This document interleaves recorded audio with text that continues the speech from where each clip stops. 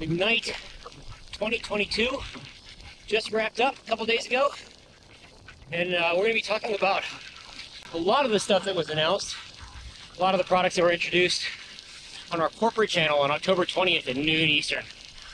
If you're not familiar with it, go to synergy-technical.com, scroll down, look for events, sign up. It's been 1 hour. I will not be on a bike. But there really was a lot of awesome stuff introduced this year. And I'm not going to try to steal the thunder from Thursday's event, but we got some really cool stuff around productivity, long-awaited tools like a desktop client for accessing Windows 365 was introduced. It's in preview, and because this is not on the corporate channel, I will tell you it's a very early look preview.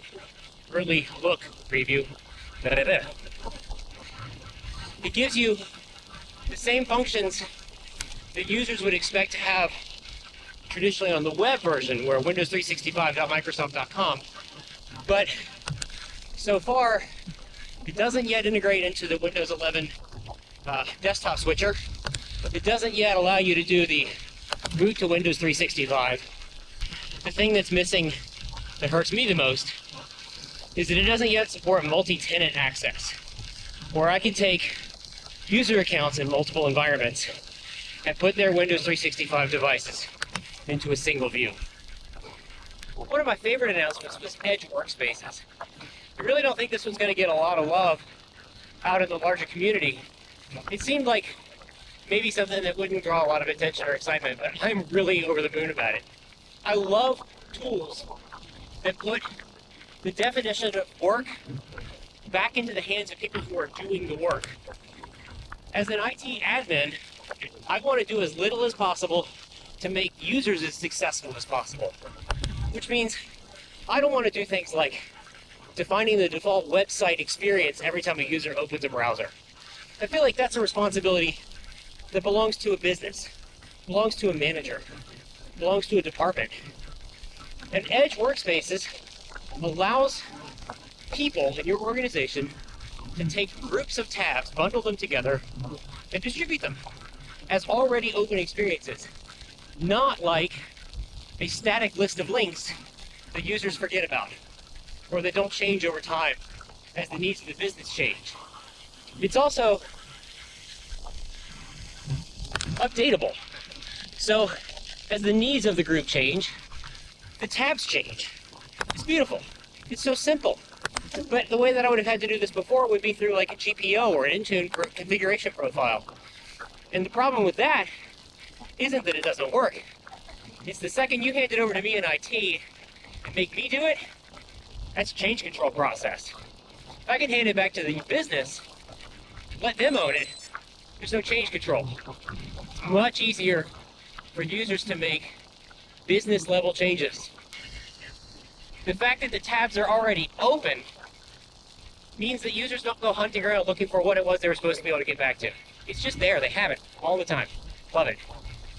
Probably the biggest area of focus for Ignite this year was in AI.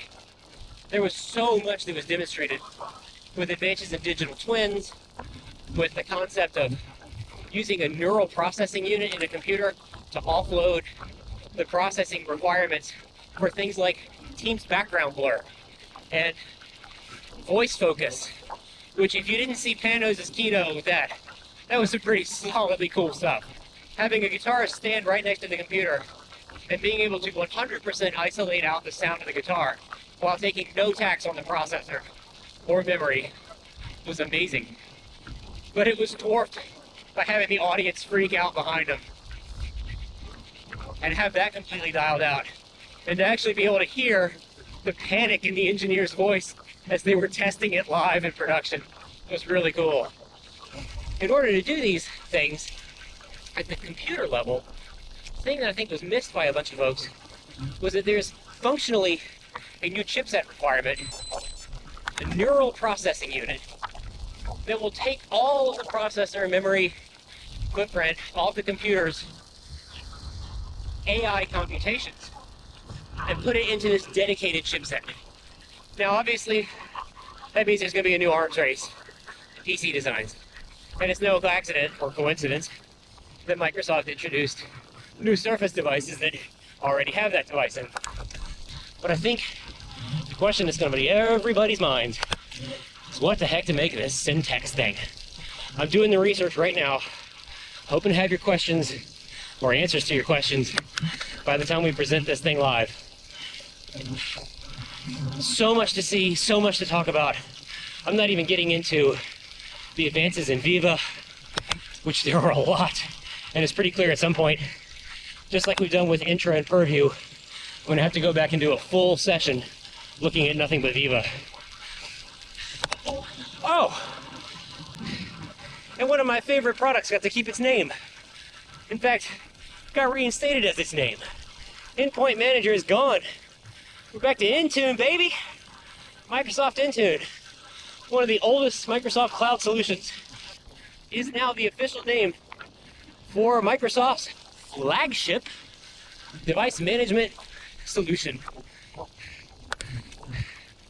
SCCM or ConfigMan will still be around, but there was specific verbiage about Intune being the flagship device management solution. And Intune is now bigger than a product, it is a suite. And we saw hints that this was coming in the spring with the option for Intune plugins. And at the time, my tenant only had the plugin for remote help, which was still in private preview, is now available. And we're gonna see local account management moved into one of these plugins. But Microsoft has made it clear that there's going to be a P2 level of Intune that will support plugins. And to that point, again, Intune itself is now a suite. Intune is now the umbrella, flagship device management product. Pretty jazzed about it. We're going to dig into a lot more about it. We're going to dig into Teams Premium and what that means. If there's stuff you want to hear about without my Microsoft filter turned on, because this is an independent channel, let me know. Happy to dig in. Love playing in productivity and security spaces.